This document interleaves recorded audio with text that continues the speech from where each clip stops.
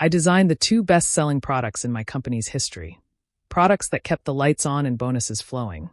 And my boss fired me anyway because I was supposedly lacking creativity. He said it like it was a fact everyone already agreed on, like my work had been some accidental fluke that didn't deserve to be repeated. Then, as I stood there stunned with my termination papers, he had the nerve to add, "Don't take it personally, Ren. You're just not a big idea person.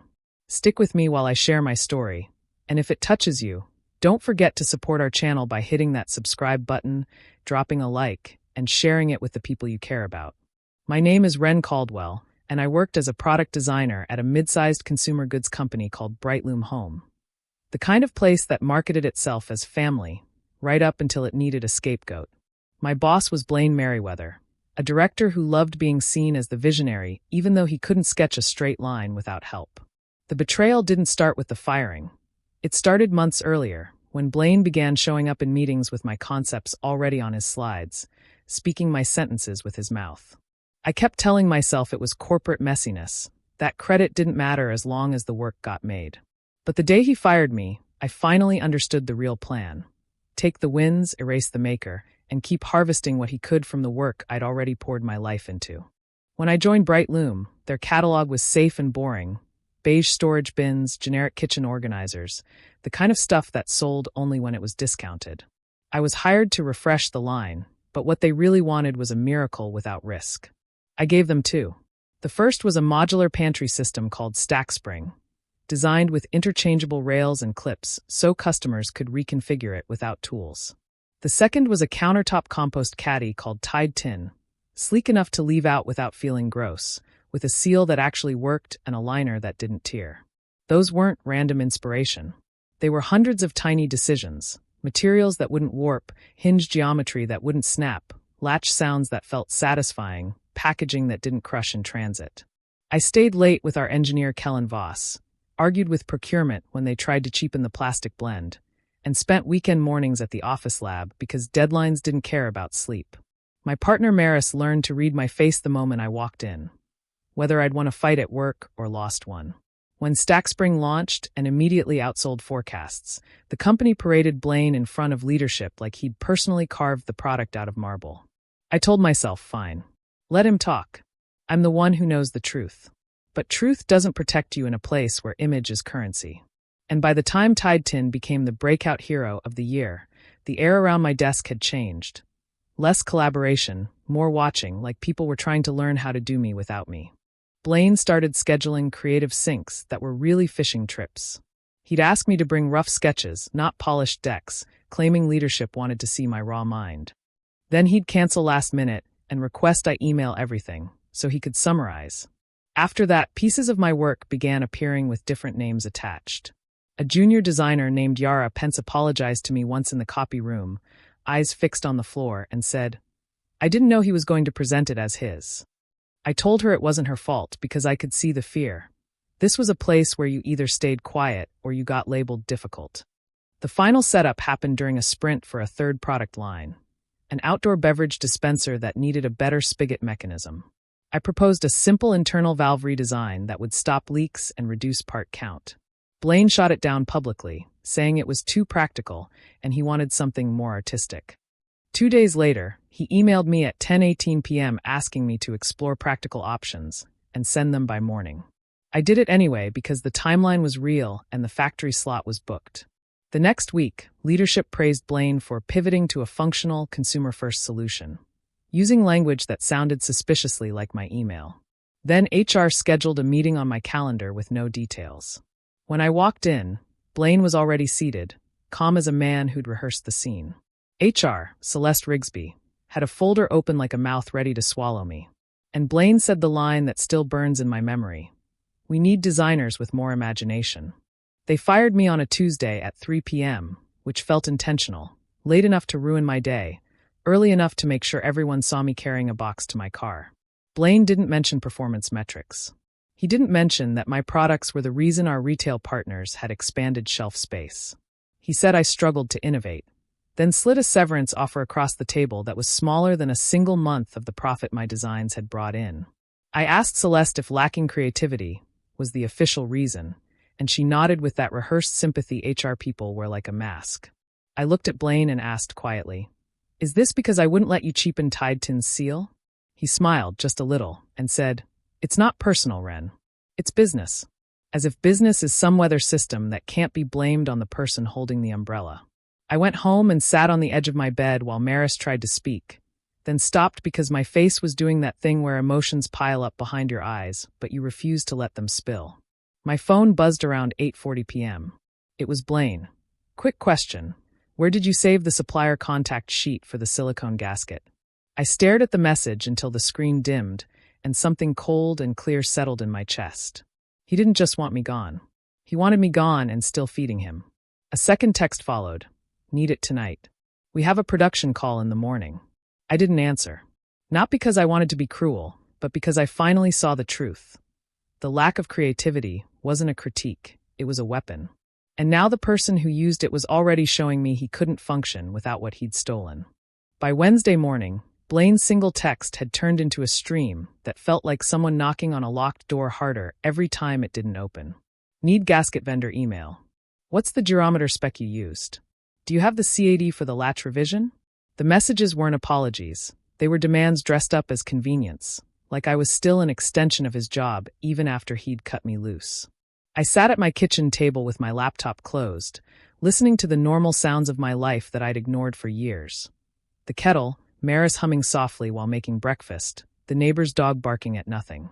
My chest still hurt, but the hurt was changing shape. It was less like grief and more like my body recognizing a boundary for the first time. I replied once carefully. "Blaine, I'm no longer employed at Bright Loom. Please route any requests through HR." Within 5 minutes, HR, Celeste Rigsby, called with that gentle, practiced voice that tried to turn injustice into a favor. She said they only needed transition support and reminded me how important continuity was for the team. I told her I'd consider short-term consulting, scheduled hours, written scope, and a professional rate, because my time wasn't a leftover resource they could scrape from the floor. Celeste went quiet like the idea offended her. She tried. "We already provided severance." I said, "Severance is for ending employment. Consulting is for accessing expertise you chose to fire." When I hung up, my hands were shaking, not from fear, but from the adrenaline of finally speaking like a person instead of a workhorse. 10 minutes later, Blaine texted again. "Don't make this messy, Ren. We just need that file." I stared at his words and realized something simple and brutal. He wasn't worried about me. He was worried about being exposed as the man who couldn't build what he took credit for. 2 days passed and Bright Loom's silence turned into chaos that reached me through the people I actually cared about. Kellen Voss called, not to gossip, but because he sounded exhausted in a way that made my stomach twist.